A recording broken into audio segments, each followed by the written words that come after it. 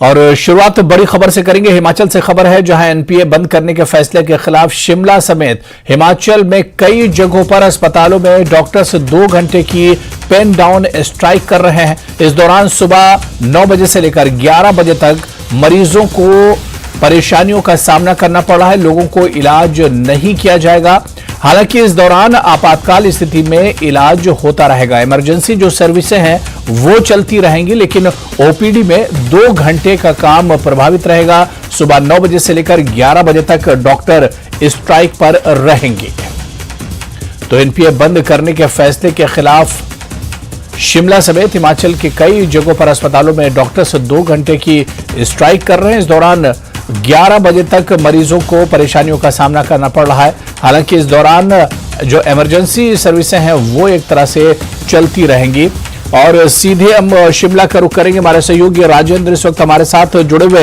Rajendra, NPA की जो मामला है वो एक तरह से वो तूल पकड़ता जा रहा है, और मैं आपके पीछे भी देख पा रहा हूं, आप हॉस्पिटल के बाहर हैं जहां पर डॉक्टर्स भी मौजूद हैं, प्रोटेस्ट कर रहे हैं। और इसके अलावा सबसे ज्यादा इस स्ट्राइक की जो मुश्किल होने वाली वो मरीजों को होने वाली है। राजेंद्र, बिल्कुल अबू, हिमाचल प्रदेश के 6 मेडिकल कॉलेज, पीएचसी, सीएचसी कुल मिलाकर हम कहें तो गांव से लेकर राजधानी शिमला तक पूरे प्रदेश में स्वास्थ्य सेवाएं प्रभावित हुई हैं। 11 बजे तक ये पेन डाउन स्ट्राइक डॉक्टर्स की रहने वाली है। और अगर अमूमन एक अंदाजा हम लगाएं पूरे प्रदेश में, तो एक दिन में 60 से 70 हजार मरीज अस्पताल में पहुंचते हैं अपने रूटीन चेकअप के लिए या फिर अन्य गंभीर बीमारियों के लिए। ऐसे में दिक्कत उन सभी मरीजों को होगी, उसके अलावा फिर डॉक्टर्स को दिक्कत होगी, क्योंकि सभी मरीजों को देखना है तो पूरा दिन अव्यवस्था का माहौल होगा। और ये सारी स्थिति उत्पन्न हुई है जब एनपीए डॉक्टर्स का बंद करने की बात प्रदेश सरकार की तरफ से कही गई है। तो उन्हीं प्रशिक्षु डॉक्टर से हम बात करेंगे। क्या नाम आपका है और क्या आपकी डिमांड है, क्यों ये प्रोटेस्ट है? मेरा नाम मीनाक्षी बादवा है। मैं इंदिरा गांधी मेडिकल कॉलेज की सेंट्रल स्टूडेंट एसोसिएशन की गर्ल्स रिप्रेजेंटेटिव हूँ। हमारी डिमांड यही है कि सरकार ने बहुत ही जल्दी एनपी हटाने का निर्णय लिया और हम चाहते हैं ये निर्णय वो वापस लें।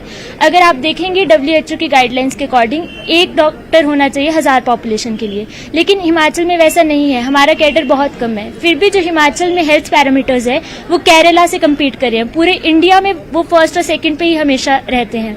तो वो सब इसी वजह से हो रहा है क्योंकि सरकार एनपीए जैसे अलाउंस दे के हमारा मनोबल बढ़ाती है। यही अलाउंस अगर बंद कर दिया जाएगा तो हम सारे कहीं ना कहीं प्राइवेट सेक्टर की तरफ जाने की आशा करेंगे और हेल्थ सेटअप जो गवर्नमेंट ऑफ हिमाचल का है वो पूरा खराब हो जाएगा और उसकी वजह से लोगों को ही परेशानी उठानी पड़ेगी, क्योंकि सभी प्राइवेट सेक्टर में अपना इलाज नहीं करा सकते। तो जो हेल्थ पैरामीटर्स बहुत अच्छे हैं वो जल्द ही खराब भी हो जाएंगे।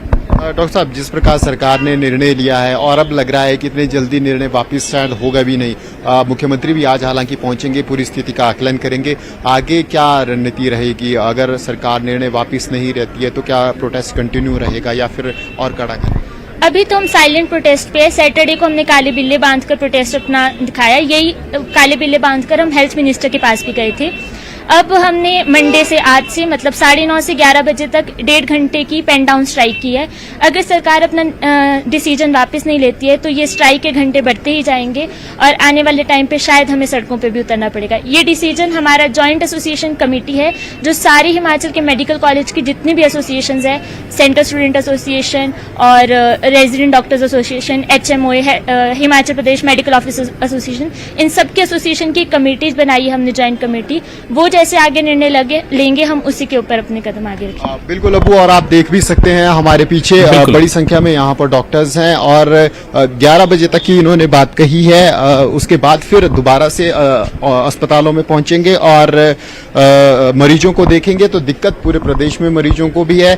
कुछ मरीजों से हम बात करने की कोशिश करेंगे। क्या नाम आपका है और कब से यहाँ पहुंचे हैं? आज 11 बजे तक स्वास्थ्य सेवाएं प्रभावित भी हैं। हाँ सर, है। मैं राकेश कुमार हूँ और मुझे 3 दिन हो गए यहाँ आए हुए।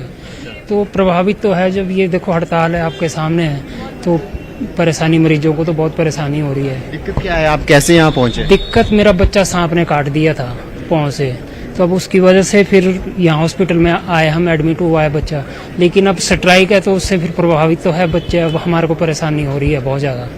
तो हमारी सरकार से मांग है जो इनकी समस्याएं हैं उनको हल किया जाए, जिससे ताकि आम मरीजों को परेशानी का सामना न करना पड़े। बिल्कुल अबू, तो मरीजों की भी ये डिमांड है कि सरकार जल्दी से जल्दी डॉक्टर्स से बात करे और जो दिक्कतें डॉक्टर्स की है, जो समस्याएं हैं, उनको हल करे।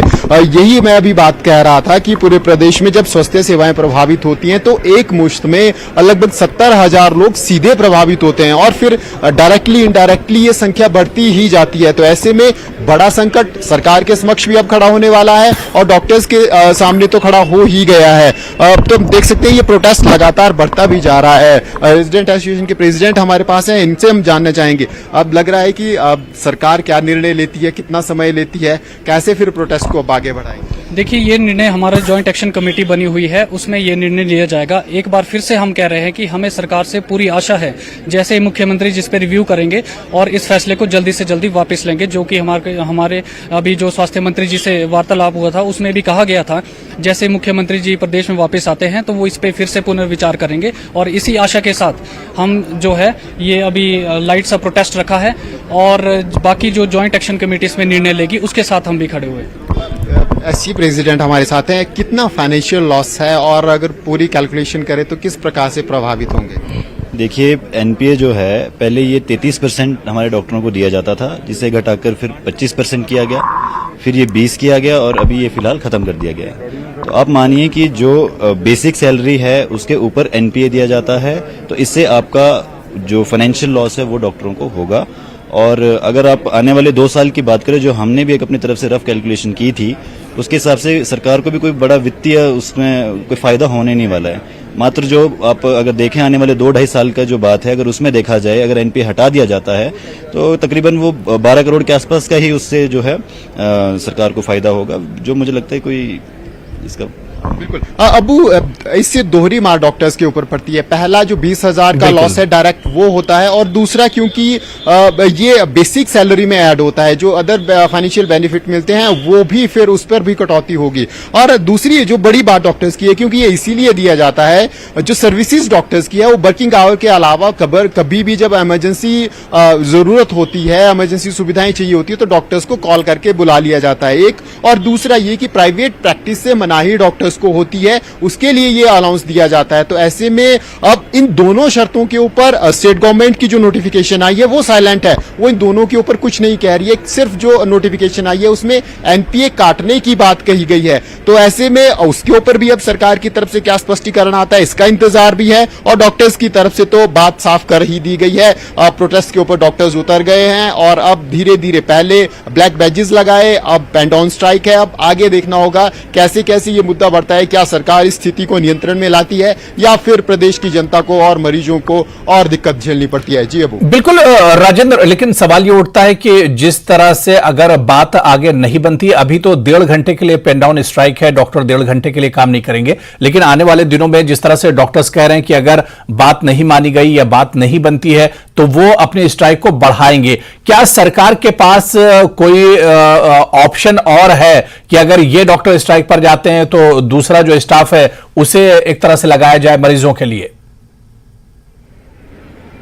नहीं अबू, हिमाचल प्रदेश में तो हम कह सकते हैं कि 90% से अधिक जो स्वास्थ्य सेवाएं हैं वो सरकारी क्षेत्र पर ही निर्भर हैं। प्राइवेट हॉस्पिटल इतने कैपेबल नहीं हैं। और दूसरी बात ये है, कुछ एक जो शहरी क्षेत्र हैं उनमें जरूर बड़े अस्पताल प्राइवेट हैं, लेकिन जो ग्रामीण क्षेत्र हैं वहां पर नाम मात्र प्राइवेट अस्पताल हैं और इतनी कैपेसिटी नहीं है। 90% से अधिक जो स्ट्रेंथ है वो गवर्नमेंट सेक्टर की ही है और ऐसे में अल्टरनेट लगभग नामुमकिन है। सरकार के पास इसके अलावा कोई और विकल्प नहीं है। डॉक्टर्स के साथ बातचीत होगी, जो भी निर्णय होगा वो डॉक्टर्स और सरकार के बीच में होगा। अगर अल्टरनेट हम कहें, बहुत से राज्यों में या शहरी क्षेत्रों में अल्टरनेट सुविधाएं होती हैं, लेकिन हिमाचल प्रदेश में अल्टरनेट सुविधा बहुत कम है। अगर मेडिकल कॉलेजेस की भी हम बात करें तो 1 और 2 मेडिकल कॉलेजेस प्राइवेट सेक्टर में है और छोटे लेवल पर छोटे क्लिनिक हैं वो बहुत कम है। हिमाचल प्रदेश की जियोग्राफी बहुत टफ है, ट्राइबल एरिया हिमाचल प्रदेश में बहुत है और ग्रामीण क्षेत्र है। तो ऐसे में पीएचसी, सीएचसी, ये जो छोटे छोटे संस्थान है, इनके ऊपर स्वास्थ्य सेवाओं का बहुत बड़ा दारोमदार है। अगर यहां स्वास्थ्य सेवाएं प्रभावित होती है तो फिर प्रेशर धीरे धीरे मेडिकल कॉलेजेस के ऊपर और जिला अस्पतालों के ऊपर आना शुरू हो जाता है और फिर चरमरा पूरी सुविधा जाती है। अगर हम कहें तो अल्टरनेट और कोई नहीं है सरकार के पास कि रिप्लेस किया जा सके या कुछ और किया जा सके। बातचीत होगी डॉक्टर्स और सरकार के बीच में, अल्टरनेट इन दोनों के बीच में ही निकलेगा। जी अबू। बिल्कुल राजेंद्र, एक आखिरी सवाल, क्योंकि जो मेडिकल कॉलेज होते हैं यहाँ पर शहर के अलावा जो देहात के इलाके होते हैं आसपास के, वहां के भी जो पेशेंट्स होते हैं बड़ी तादाद में आते हैं। सुबह के वक्त में ही हम देखते हैं कि हॉस्पिटल्स में लाइन लगना शुरू हो जाती है। तो ऐसे में 11 बजे जब ये डॉक्टर काम पर जाएंगे उस वक्त काफी हंगामा भी देखने को मिल सकता है, काफी, क्योंकि बड़ी तादाद में पेशेंट होंगे, हर कोई चाहेगा कि वो पहले दिखाए। ऐसे में जो सिचुएशन है वो एक तरह से बिगड़ सकती है। बिल्कुल, दिक्कत फिर से डॉक्टर्स को ही झेलनी पड़ेगी, क्योंकि अब जैसे ही 11 बजे सुविधाएं शुरू होंगी, ओपीडी सुविधा शुरू होगी, लाइनें वहां पर होंगी और बड़ी बड़ी लाइनें। यहां पर हमने देखा कि अगर सिर्फ आईजीएमसी की ही बात करें तो 500 से अधिक ओपीडी पर डे होती है। और ऐसे में क्योंकि सुबह 9 बजे मरीज पहुंचना शुरू हो जाते हैं और 11 बजे तक की जो स्ट्रेंथ है वो बहुत ज्यादा हो जाती है। तो जरूर अब स्ट्राइक के बाद दोबारा से इन्हीं डॉक्टर्स को मरीजों को देखना है और दिक्कतें इन्हीं को झेलनी पड़ती हैं। तो ऐसे में अब दिक्कत जरूर है, स्ट्राइक पर जाने से भी दिक्कत है, स्ट्राइक पर ना जाने से भी दिक्कत है। अब देखना होगा कि समस्या का समाधान कैसे निकलता है और कितना जल्दी निकलता है। हालांकि जो भी हो, सरकार के साथ बातचीत और हर कोई चाह रहा है कि समस्या का समाधान जल्द से जल्द निकले।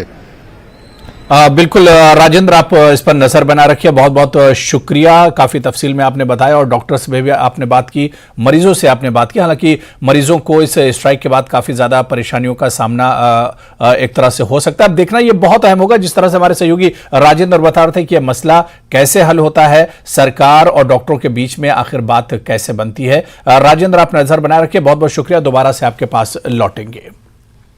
चलिए आगे बढ़ेंगे। जम्मू से खबर है जहां पॉलीथीन प्रतिबंध पर जागरूकता कार्यक्रम किया गया है। जेएमसी ने 1 महीना पहले शुरू किया था यह अभियान। 40 से अधिक संस्थानों में यह अभियान चलाया गया है। आज वॉकथॉन किया जा रहा है। परेड ग्राउंड से हरि सिंह पार्क तक इस वॉकथॉन का आयोजन किया जा रहा है। तो तस्वीरें भी आपके सामने हैं। पॉलीथीन को लेकर जागरूकता फैलाने को लेकर ये कार्यक्रम किया जा रहा है और जेएमसी ने 1 महीना पहले ही ये कार्यक्रम शुरू किया था, ये अभियान शुरू किया था। 40 से अधिक संस्थानों में ये अभियान चलाया गया था। आज वॉकथॉन का भी आयोजन किया गया है। जम्मू के parade ground Hari Singh park तक इस वॉकथॉन को किया गया है और बड़ी तादाद में आप देख सकते हैं कि स्कूली जो छात्राएं हैं उन्होंने भी इस वॉकथॉन में भाग लिया है। और किस तरह से एक जो बेदारी है लोगों में लाई जाए, लोगों को किस तरह से जागरूक किया जाए पॉलीथीन को लेकर कि ये हमारे स्वास्थ्य के लिए कितनी हानिकारक होती है, इस पर किस तरह से एक तरह से बैन लगाया जाए, प्रतिबंध किया जाए।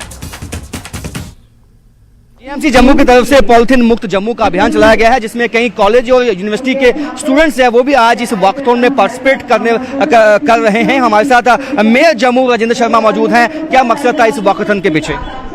देखिए, जम्मू बदल रहा है और जम्मू में नई सोच आई है।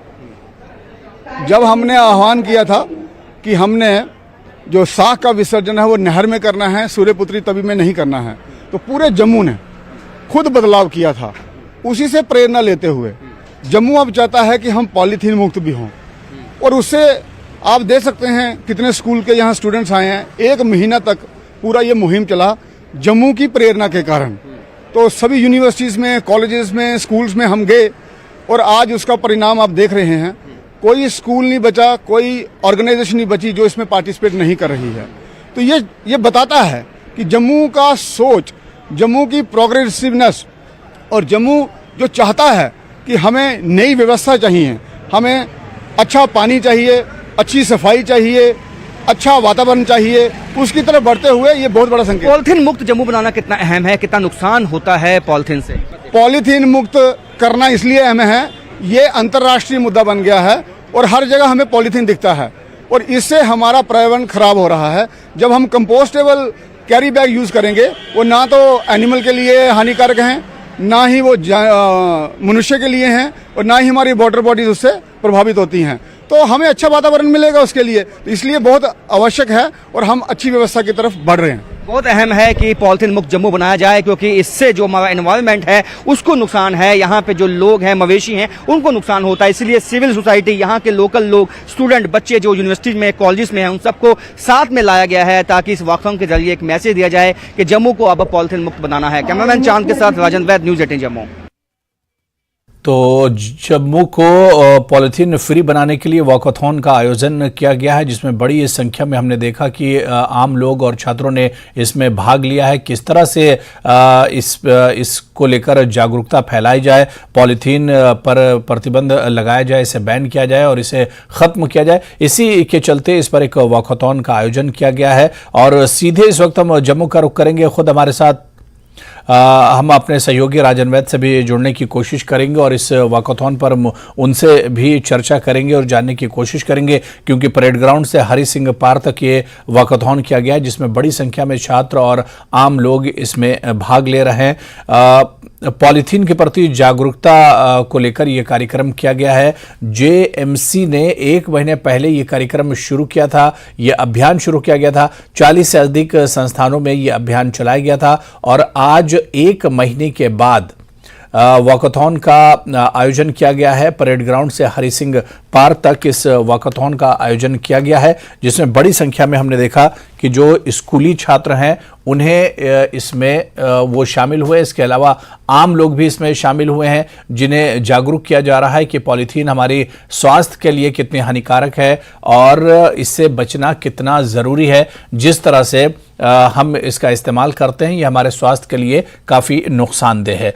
तो इसी जागरूकता को लेकर ये कार्यक्रम आज किया गया है। जेएमसी ने 1 महीने पहले ही इस अभियान की शुरुआत की थी और 40 से अधिक संस्थानों में यह अभियान चलाया गया था। खासतौर से जो स्कूली छात्र हैं उन्हें बताने की कोशिश की गई कि पॉलीथीन जो है वो हमारे लिए और समाज के लिए कितनी ज़्यादा हानिकारक है। अगर उसका इस्तेमाल होता है तो उससे काफ़ी ज़्यादा हेल्थ पर काफ़ी ज़्यादा बुरे असर पड़ेंगे। तो ऐसे में वॉकथॉन का आयोजन किया गया और परेड ग्राउंड से लेकर हरि सिंह पार्क तक ये वॉकथॉन किया जा रहा है। हालांकि जेएमसी के जो मेयर हैं उनसे भी हमारे सहयोगी ने बात की थी और उन्होंने कहा था कि जम्मू को पॉलीथीन फ्री बनाना है और उसी के चलते इस तरह का कदम उठाया गया है। लोगों को जागरूक किया जाए ताकि लोग पॉलीथीन का जो इस्तेमाल करते हैं उससे बच सकें, और पॉलीथीन के इस्तेमाल से जब बचेंगे तो बहुत सी बीमारियां हैं जिससे बचा जा सकेगा। जो हमारा एनवायरनमेंट है,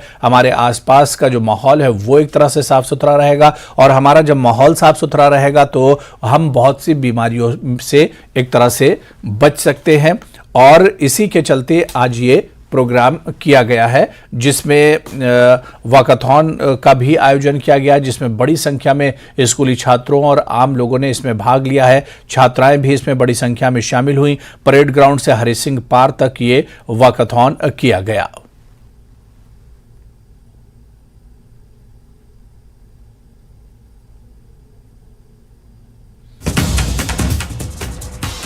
तो पॉलीथीन प्रतिबंध पर जागरूकता कार्यक्रम है। जेएमसी ने 1 महीने पहले ही यह अभियान शुरू किया था। 40 से अधिक संस्थानों में यह अभियान चलाया गया। आज वॉकथॉन का आयोजन किया गया है। परेड ग्राउंड से हरि सिंह पार्क तक ये वॉकथॉन किया जा रहा है। पॉलीथीन पर जागरूकता फैलाने के लिए कार्यक्रम किया गया है। पॉलीथीन हमारे स्वास्थ्य के लिए कितनी हानिकारक है उसे लेकर चर्चा की गई है और हमारे सहयोगी राजन वैद एक बार हमारे साथ जुड़ चुके हैं। राजन, हम देख रहे हैं कि जम्मू में बड़े पैमाने पर इस वॉकथॉन का आयोजन किया गया है और जिसका जो मकसद है वो सिर्फ ये कि पॉलीथीन के प्रति लोगों को जागरूक किया जाए। जी बिल्कुल अबू, आपने सही कहा कि अभी जम्मू म्यूनिसिपल कॉरपोरेशन की तरफ से पिछले 1 महीने में एक मुहिम चलाई गई थी। स्कूल, कॉलेजेस और यूनिवर्सिटीज़ में ये मुहिम चलाई गई थी ताकि अवेयरनेस फैलाई जा सके कि जो सिंगल यूज़ प्लास्टिक है उससे हमारे जो एनवायरनमेंट को काफ़ी नुकसान पहुंचता है और उसके खिलाफ तमाम जो स्टूडेंट हैं, युवा शक्ति है, उसके साथ सिविल सोसाइटी है, सबको इकट्ठा आना होगा ताकि हम प्लास्टिक को यहाँ पे बैन करने में जो है सफलता हासिल कर पाए। जम्मू म्युनिसिपल कॉरपोरेशन ने हालांकि कई जगह रेड्स भी किए, लेकिन उन्होंने ये तरीका निकाला कि इससे अच्छा है कि हम अवेयरनेस जनरल मासिस में फैलाएं। और आज तकरीबन 1 महीने के बाद इस वाकथन का आयोजन किया गया, जिसमें जम्मू म्युनिसिपल कॉरपोरेशन के जितने भी ऑफिशियल्स हैं, मेयर हैं, डिप्टी मेयर हैं, उसके साथ साथ चीफ सेक्रेटरी जो डॉक्टर अरुण कुमार मेहता है वो भी इसमें मौजूद थे। और तमाम स्कूलों के, कॉलेजेस के, यूनिवर्सिटीज के स्टूडेंट्स भी इसमें जो मौजूद थे। और इन्होंने अब ये रैली जो है लगभग 9:30 बजे इसकी शुरुआत हुई और ये यहाँ परेड जहाँ मैं अभी मौजूद हूँ यहाँ से हरि सिंह पार्क जो कि जूल के पास का इलाका है वहाँ पे जाके कंक्लूड होगी। मकसद इसका साफ है कि लोगों में अवेयरनेस फैलाई जाए। ये जो रैली है जो विभिन्न जम्मू के बाजार हैं वहाँ से अभी निकली है और ये बाजारों में इसलिए निकाली गई है ताकि जो शॉपकीपर्स हैं उनको एक मैसेज दिया जाए कि हमें पॉलीथीन मुक्त बनाना है और सिंगल यूज प्लास्टिक से ना बल्कि जो मवेशी हैं उनको खतरा होता है बल्कि इन्वायरमेंट जो है वो भी खराब होता है। ऐसे में हमारी जो खुसूसी बात हुई है chief secretary doctor Arun Kumar Mehta से, उन्होंने भी ये कहा है कि प्राइम मिनिस्टर नरेंद्र मोदी ने भी ये आह्वान किया है देश से कि जो सिंगल यूज प्लास्टिक है उसको खत्म किया जाए, तो क्योंकि इससे हमारे जो एनवायरनमेंट में काफ़ी नुकसान हो रहा है। और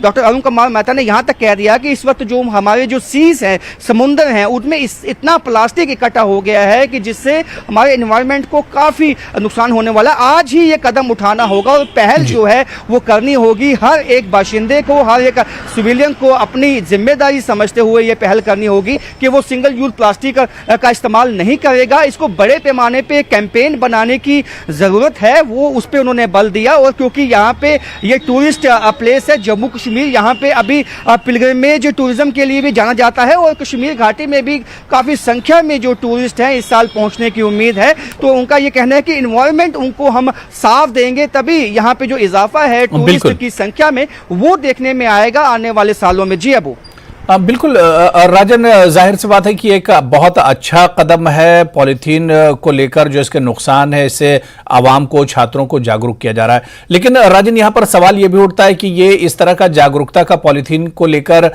पहला कार्यक्रम नहीं है। इस तरह के बहुत से कार्यक्रम पास्ट में होते रहे हैं, लेकिन इसका असर आखिर इतना क्यों नहीं देखा जाता है? जो अवेयरनेस है, क्या इसमें कहीं पर कोई कमी रह जाती है? क्योंकि इससे पहले भी इस तरह के बहुत से इवेंट होते रहे हैं, लेकिन हमने देखा कि जिस तरह से जो इसका रिजल्ट होना चाहिए वो सामने नहीं आता है। जी अबू, इसमें सबसे बड़ी दिक्कत ये होती है कि हम जो दुकानदारों को एक अल्टरनेट नहीं दे पाते हैं। प्रशासन की तरफ से पॉलीथीन बैन किया जाता है लेकिन उसकी जगह अल्टरनेट नहीं मिल पाता है जो उतना ही सस्ता हो, उतना ही वायबल हो। लेकिन अब कोशिश ये है जम्मू म्युनिसिपल कॉरपोरेशन की कि अब जूट के बैग और डीआरडीओ के साथ भी एक MOU साइन किया गया है जिसमें वो ऐसे बैग बनाते हैं जो डिग्रेडेबल होते हैं, जिनको जो आसानी से वैनिश हो जाते हैं और वो खाने पीने की वस्तुएं से जो बेकार हम फेंक देते हैं उससे ये बनाई जाती हैं। और ये जल्द से जल्द मार्केट में इसको जो है इंट्रोड्यूस करने की कोशिश है जम्मू म्युनिसिपल कॉरपोरेशन की। और इससे उम्मीद ये जताई जा रही है कि एक वायबल अल्टरनेट जो है वो दुकानदारों को मिल जाएगा, जो सस्ता भी होगा। क्योंकि दुकानदारों से जब हम बात करते हैं वो कहते हैं कि जो जूट का जो लिफाफा होता है उनको 1 रुपए का प्रति लिफाफा उसकी कीमत होती है, लेकिन जो प्लास्टिक का लिफाफा होता है वो उनको 25 पैसे का मिलता है। तो अब कोशिश यही है 25 या 50 पैसे का वो जो डिग्रेडेबल जो लिफाफा है वो इन तक पहुंचाया जाए। डीआरडीओ के साथ एक MOU साइन हो चुका है जम्मू म्युनिसिपल कॉरपोरेशन का और जल्द ही जो जम्मू के जो मेयर हैं उनसे जो बात हुई है उन्होंने कहा कि जल्द ही ये इसकी जो जम्मू के जितने भी बाजार हैं और यहाँ पे इसको आसानी से उपलब्ध हो पाएगा और दुकानदार जो है इसको खरीद पाएंगे। इससे हमारा जो इन्वायरमेंट है वो भी सेफ रहेगा और दुकानदारों को भी कोई नुकसान नहीं होने वाला है। जी अबू बिल्कुल राजन, एक आखिरी सवाल, क्योंकि GMC की तरफ से ये जागरूकता कार्यक्रम तो जरूर चलाया जा रहा है, लेकिन इसके बाद इस पर थोड़ी सी सख्ती करने की भी जरूरत है कि जो दुकानदार जिनसे बार बार कहा जाता है उसके बाद भी अगर वो नहीं मानते हैं तो उन पर GMC या जो लोकल प्रशासन है उसकी तरफ से थोड़ी सी सख्ती हो ताकि इसका एक नतीजा और इसका एक रिजल्ट आने वाले दिनों में देखने को मिले। बिल्कुल अबू, ये सबसे अहम बात है क्योंकि दुकानदारों का गुस्सा ये है कि आप जो दुकानों में जाके जो वहाँ प्लास्टिक जब्त करते हैं, लेकिन जो यहाँ पे C&F हैं यानी कि डिस्ट्रीब्यूटर्स हैं जो यहाँ से बाहर से एक्सपोर्ट करके जम्मू कश्मीर में प्लास्टिक लाते हैं और दुकानों तक बेचते हैं, जो बड़ी फिशेस हैं उनको पकड़ा नहीं जाता है। ये उनका गुस्सा वाजिब भी है कि जहाँ पे फैक्ट्री है, जहाँ पे इंडस्ट्री है, जहाँ पे प्लास्टिक इस वक्त जो सिंगल यूज प्लास्टिक है वो बनाया जाता है, वो वहाँ से एक चेन होती है जो डिस्ट्रीब्यूट की जाती है जो जितनी भी मार्केट्स हैं जम्मू में। तो दुकानदारों का कहना है कि सबसे पहले रेड वहाँ होना चाहिए, उन फैक्ट्रीज को बंद करना चाहिए, तभी जो है आगे इसका इम्पैक्ट आएगा, क्योंकि जब तक मार्केट में ये उपलब्ध है तब तक इस तरह की वाकथों का कोई फायदा होने वाला नहीं है। एक तो इनको अल्टरनेट देना होगा, जो चाहे वो जूट के बैग में, चाहे वो कोई ऐसा पॉलीथीन की जगह कोई अल्टरनेट ऐसा हो जो जल्दी से जो है वैनिश भी हो जाए और जो एनवायरनमेंट को भी नुकसान ना पहुंचाए। और ऐसी फैक्ट्रीज में सबसे पहले उनकी जो प्रोडक्शन है उसकी शुरुआत करनी होगी, यानी कि जो टेक्नोलॉजी DRDO के पास है वो टेक्नोलॉजी अब GMC के पास होनी चाहिए, या उनका रिप्रेजेंटेटिव यहाँ आके जहाँ जो फैक्ट्री के मालिक हैं, इंडस्ट्री के मालिक हैं, उनको ट्रेनिंग दी जाए कि किस तरह से उनको वो टेक्निक दी जाए, किस तरह से हम इसको इसको हम बदल सकते हैं, तभी इसका जो इम्पैक्ट है वो ओवरऑल जम्मू कश्मीर में देखने को मिलेगा। और दावा यही है GMC का कि अब हमने जो MOU साइन किया है उसके तहत अब मार्केट में फेस वाइज जो है अब पॉलीथीन के जो जितने लिफाफे हैं वो खत्म कर दिए जाएंगे और उनका अल्टरनेट जो है उसी कीमत पे वो दुकानदारों को देने की कोशिश होगी। जी अबू, तो बिल्कुल ये एक अच्छी मुहिम है, बहुत अच्छा प्रोग्राम है, इसकी सराहना की जानी चाहिए और हमें ये उम्मीद की जानी चाहिए कि इस तरह के जो कार्यक्रम होते हैं इसके अच्छे नतीजे भी आने वाले दिनों में देखने को मिलेंगे। बहुत बहुत शुक्रिया राजन वैद हमारे साथ जुड़ने के लिए और डिटेल से इस पर चर्चा करने के लिए। तो चलिए यहां पर रुकेंगे फिलहाल छोटे से ब्रेक के लिए।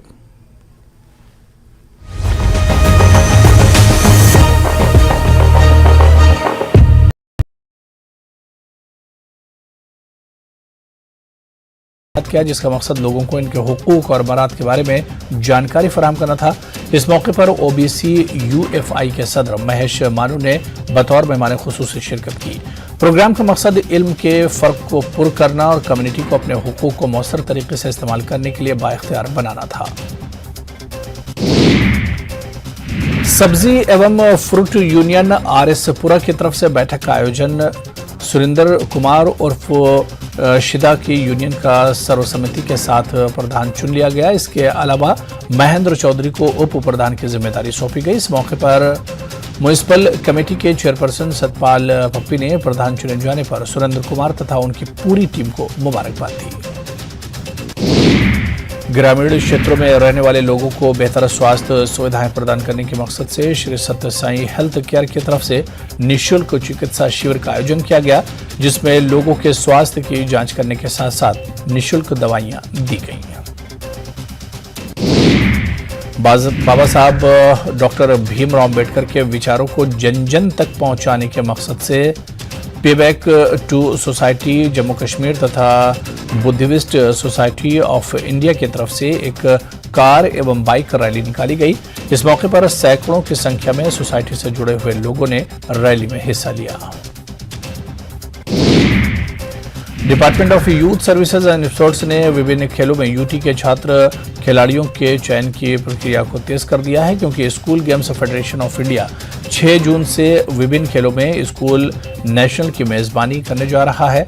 इस ताल्लुक से यहां खेल परिसर वजीर बाग से छात्र खिलाड़ियों के एक दल को हरी ब्रेक के बाद आगे बढ़ेंगे। जम्मू से इस वक्त बड़ी खबर आ रही है, जहां पर जम्बू जू का आज उद्घाटन होना है। उपराज्यपाल मनोज सिन्हा इसका उद्घाटन करेंगे। सारी तैयारियां पूरी हो चुकी हैं, अब इस इंतजार लेफ्टिनेंट गवर्नर का है, जिनके हाथों इसका आज इफ्तिताह होना है। तो जम्मू से बड़ी खबर, जहां पर जम्बू जू का आज उद्घाटन होना है, LG मनोज सिन्हा इसका उद्घाटन करेंगे। सारी तैयारियां मुकम्मल हो गई हैं। एक पुराना ये एक प्रोजेक्ट था जिस पर काम किया जा रहा था और अब ये एक तरह से मुकम्मल हो गया है। तो जम्बू जू अब जम्मू के लोगों को मिलने वाला है, जिसका आज उद्घाटन होगा। उपराज्यपाल मनोज सिन्हा इसका उद्घाटन करेंगे। सारी तैयारियां मुकम्मल हो चुकी हैं इसे लेकर।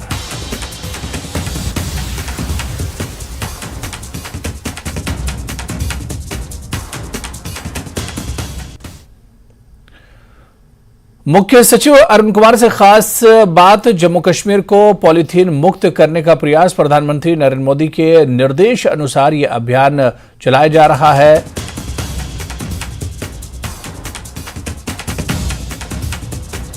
तो आपको बताते चलें कि आज मुख्य सचिव अरुण कुमार से खास बातचीत हुई है। जम्मू कश्मीर को पॉलीथीन मुक्त करने का प्रयास है। प्रधानमंत्री नरेंद्र मोदी के निर्देश अनुसार ये अभियान चलाया जा रहा है। इसके अलावा जम्मू चिड़ियाघर भी तैयार है। अमरनाथ यात्रा के लिए खास इंतजाम किए गए हैं। इन तमाम चीजों पर बातचीत हुई है। पॉलिथीन के खिलाफ आज अभियान चलाया गया है। चीफ सेक्रेटरी और साथ में मेयर जम्मू जो है वो खुद मौजूद हैं इस, और जम्मू के लोगों को साथ जो है एक मुहिम चलाई गई है कि हम किस तरह से पॉलिथीन को ख़त्म कर सकते हैं। और चीफ सेक्रेटरी अरुण कुमार मेहता भी है। सर, किस तरह से कहेंगे, किस तरह से बदलाव आएगा अगर पॉलिथीन के लिए सब एकजुट हो जाएंगे? पॉलिथीन के लिए सब लोग एकजुट होने भी चाहिए, ज़रूरी है। हेल्थ के लिए ज़रूरी है और एस्थेटिक्स के लिए भी ज़रूरी है। सिंगल यूज प्लास्टिक से बहुत नुकसान होता है और ये शहर की सफाई के लिए और शहर के लोगों की जिंदगी को सही रखने के लिए जरूरी है। प्लास्टिक से बहुत सारे टॉक्सिक चीजें रिलीज होती हैं और अगर हमारे खाने में वो आ जाए तो बहुत नुकसानदेह हो सकता है। तो प्लास्टिक को हटाने का जो प्रधानमंत्री जी ने भी बोला है सिंगल यूज प्लास्टिक फ्री, तो जम्मू को हमें प्लास्टिक फ्री बनाना ही चाहिए। और आज की जो पहल हो रही है वो एक बहुत सही पहल है, बहुत अच्छी पहल है। और अगर जम्मू प्लास्टिक फ्री होगा तो सबके लिए अच्छा होगा। सर, इसके साथ अब अमरनाथ यात्रा भी शुरू होने वाली है और एक्सपेक्टेड है कि काफी ज्यादा संख्या में श्रद्धालु इस दफा आने वाले हैं। तो किस तरह से प्रशासन इसके लिए गियर अप है? पूरी तरह से तैयारी है। पिछले साल भी अच्छी तैयारी थी, इस साल उससे भी बेहतर होगी। सर, कितने प्रतिशत एक्सपेक्टेड कर रहे हैं आप उछाल आएगा श्रद्धालुओं में? इसमें ये प्रतिशत की बात क्यों होनी चाहिए, पहले से और अच्छा होगा। ये कोई कॉम्पिटिटिव तो है नहीं कि कितने प्रतिशत श्रद्धालु ज्यादा आएंगे। जितने आएंगे उन सबका बहुत स्वागत है।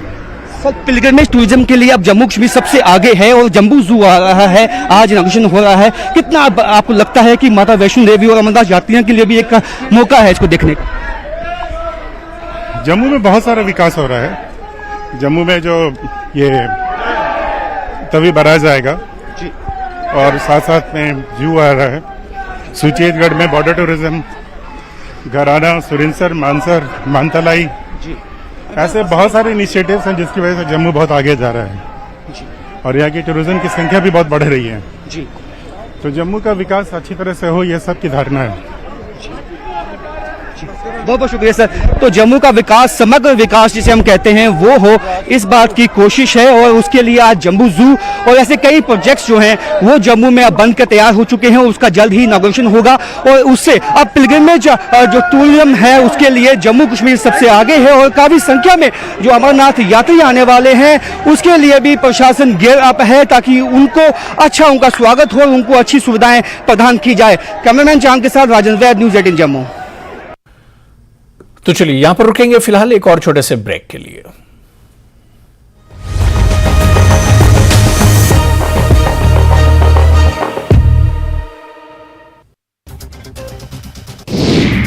बिश्नाह के गांव चोरली में दंगल का आयोजन किया गया। डीडीसी धर्मेंद्र कुमार ने कुश्ती को शुरू करवाई। इस मौके पर बड़ी संख्या में विभिन्न गांव के लोग मौजूद रहे। स्थानीय युवाओं ने खेल भावना का विकास करने के लिए कुश्ती का आयोजन बड़े उत्साह के साथ किया गया। मॉडल डिग्री कॉलेज जंस्कार ने कॉलेज में वर्ल्ड मेंस्ट्रुअल हाइजीन डे मनाया गया जिसमें छात्राओं ने भाग लिया। प्रिंसिपल एमएनएम शाबनी ने छात्राओं को मेंस्ट्रुअल हाइजीन के बारे में बताया। वहीं कॉलेज में सैनिटरी वेंडिंग मशीन और इंसिनेटर स्थापित भी किया गया। धर्मशाला की आभार रैली में कर्मचारियों ने सीएम सुक्खू का ओपीएस के लिए जताया आभार। सीएम ने कहा कि राजनीति के लिए बहाल नहीं की ओपीएस, कर्मचारियों को बढ़ाया सुरक्षित बनाना मकसद। कारपोरेशन के कर्मचारियों को भी मिलेगा पुरानी पेंशन का लाभ। धर्मशाला में सीएम सुक्खू ने कहा कि हिमाचल के प्रत्येक निवासी पर 92,000 रुपये से अधिक का कर्ज राज्य को आत्मनिर्भर बनाने के लिए दिन रात काम कर रही है सरकार। बाहरी राज्यों से बिजली खरीदने की प्रथा को भी 2 साल में करेंगे बंद। धर्मशाला से दिल्ली दौरे पर गए सीएम सुक्खू, कल दिल्ली में वित्त मंत्री से मिलने का कार्यक्रम। स्कूलों को डी नोटिफाई करने के मामले में नेता प्रतिपक्ष ने सरकार पर बोला हमला, फैसले को बताया दुर्भाग्यपूर्ण, कहा बदले की भावना से काम करना बंद करे सरकार। सरकार ने छात्रों की कम संख्या का हवाला देकर बंद किए हैं 90 स्कूल। डॉक्टर पुंछ नगर के मोहल्ला पुरानी पुंछ में देखे गए 3 मुश्तबा अफराद, सिक्योरिटी फोर्सेज ने इलाके को घेरे में लेकर तलाशी मुहिम शुरू की। तीनों मुश्तबा अफराद को हथियार के साथ देखा गया। कश्मीर में माता खीर भवानी मेले की धूम, जिला इंतजामिया और मकामी मुस्लिम अकीदतमंदों का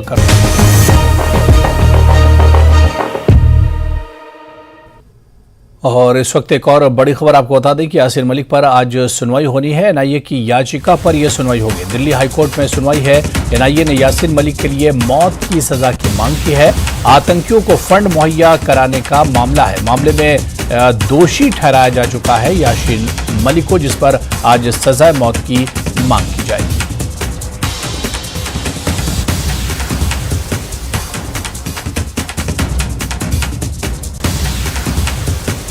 और एक और बड़ी खबर, मेला खीर भवानी से लौट रहे हैं श्रद्धालु। राष्ट्रीय राजमार्ग पर कड़ी सुरक्षा के इंतजाम किए गए हैं। कुछ ही देर में काफिला रामबन पहुंचेगा। घाटी से जम्मू की ओर ये श्रद्धालु लौट रहे हैं। तो माता खीर भवानी के दर्शन करने के लिए, मेले में शामिल होने के लिए जो श्रद्धालु गए थे, अब उनकी घाटी से जम्मू वापसी हो रही है। राष्ट्रीय राजमार्ग पर कड़े सुरक्षा के इंतजाम किए गए हैं। कुछ ही देर में यह काफिला रामबन पहुंचेगा। तो घाटी से जम्मू की ओर ये श्रद्धालु अब लौट रहे हैं, क्योंकि कल ऐतिहासिक और वार्षिक मेला हुआ था और उस मेले के बाद अब ये श्रद्धालु अपने अपने घर जम्मू लौट रहे हैं। सीधे रामबन का रुख करेंगे, जहां से हमारे सहयोगी बिलाल बाली इस वक्त हमारे साथ जुड़े हुए हैं। बिलाल, कल माता खीर भवानी का मेला था और तकरीबन 30,000 कश्मीरी पंडित और जो श्रद्धालु हैं देश के अलग अलग हिस्सों से और खासतौर से जम्मू से पहुंचे थे और घाटी के अलग अलग जगहों पर पहुंचे थे और खासतौर से तुला मुला में जहां पर यह मेला था वहां पर बड़ी तादाद में थे। आज इनकी वापसी हो रही है। किस तरह के इंतजाम किए गए हैं और रामबन कब ये पहुंचेंगे श्रद्धालु?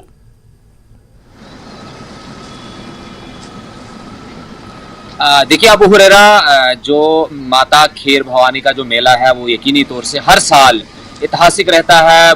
जितनी भी कश्मीरी पंडित बरादरी है उन्हें बेसब्री से इस दिन का इंतजार रहता है कि कब वो महीना आएगा, वो दिन आएगा जब हम वादी कश्मीर जाएंगे, गांदरबल के तुलमुला में जाकर दीदार करेंगे माता खीर भवानी मंदिर का और वहाँ पूजा अर्चना करेंगे।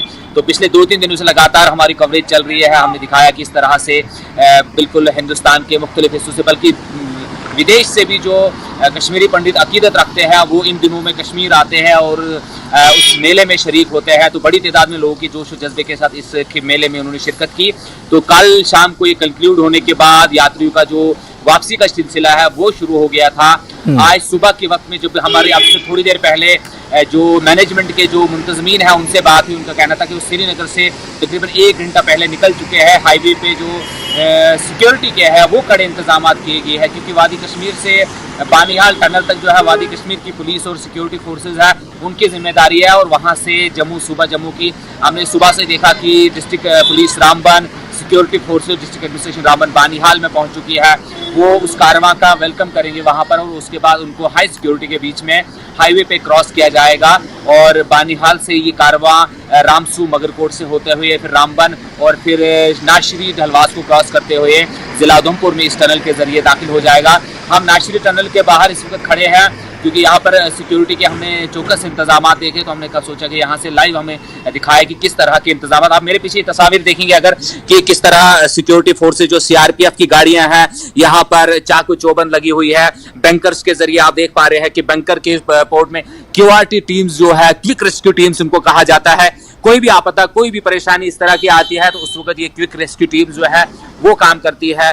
तो इसी तरह चप्पे चप्पे पे सिक्योरिटी फोर्सेस इस वक्त तैनात है और वादी कश्मीर से जो अब से थोड़ी देर बाद ही बानिहाल में जो दाखिल होगा यात्रियों का सिलसिला आने का सिलसिला, और उसके बाद बानिहाल ट्रक यार्ड के पास में जब पूरे कारवां को वहां रोका जाएगा और उसके बाद ही वहां से इनको वादी कश्मीर से जम्मू की तरफ जब आ जाएंगे तो उन्हें एक कारवां की शक्ल में यहां से आगे बढ़ाया जाएगा जो रामबन के अतराफ को क्रॉस करेगा और फिर उधमपुर के जिला उधमपुर में दाखिल होकर जम्मू की तरफ जाएगा।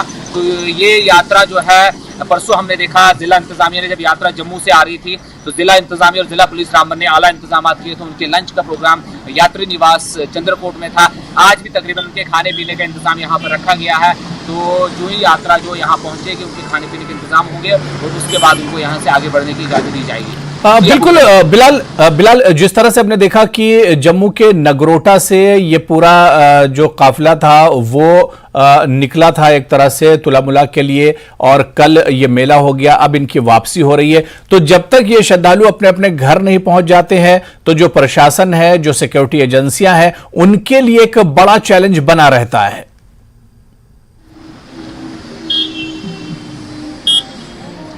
हाँ बिल्कुल, देखिए यात्रा का इनेकाद करवाना जम्मू कश्मीर इंतजामिया ने इसको प्रायोरिटी पे लिया था इस बार कि माता खेर भवानी का जो यात्रा होगी उसको मुनज़्ज़म तरीके से किया जाएगा। पहले से ही मुंतज़मीन ने जो है एडमिनिस्ट्रेशन के साथ कम्युनिकेट किया हुआ था, कितने लोग आए थे, रजिस्ट्रेशन हुई थी। फिर एक पूरा कारवां जो है जम्मू से निकला, नगरोटा से निकला। हमने देखा कि जो जम्मू कश्मीर SRTC की गाड़ियाँ थी उन गाड़ियों के जरिए बहुत बड़ा जो कारवां था वो जम्मू से निकला और जिला रामबन में उनका वालिहाना इस्तकबाल किया गया था। उसके बाद उनका जो अशाया लंच का प्रोग्राम जो है रामबन में रखा गया था। इसी तरीके से सिक्योरिटी फोर्सेस के लिए यकीनी तौर से चैलेंज रहता है क्योंकि नेशनल हाईवे जो है सेंसिटिव है। चाहे हम रामबन से ही ये सेंसिटिव इलाका बन जाता है, फिर वादी कश्मीर में भी इसको सेंसिटिव तरीके से लिया जाता है और सिक्योरिटी फोर्सेस कभी भी कोई भी चौक करना नहीं चाहती है, चाहे सिक्योरिटी फोर्सेस कारवा जाए या इस तरह के अकीदतमंद जो श्रद्धालु है उनको जाने, ताकि शर पसंद अनासिर को कोई मौका ना मिले कि वो कोई इस तरह के जो पुरअमन जो दुआओं के लिए या मेले के लिए जो लोग जाते हैं या आने वाले दिनों की हम बात करेंगे जो जुलाई से अमरनाथ। तो बिल्कुल बिलाल, आप इस पर नजर बनाए रखिए और जैसे ही ये श्रद्धालु आप तक पहुंचेंगे, रामबन पहुंचेंगे, दोबारा से आपके पास आएंगे, इस पर और बातचीत करेंगे। बहुत बहुत शुक्रिया बिलाल बाली हमारे साथ जुड़ने के लिए, इस खबर पर अपडेट करने के लिए। चलिए यहां पर रुकेंगे फिलहाल एक और छोटे से ब्रेक के लिए।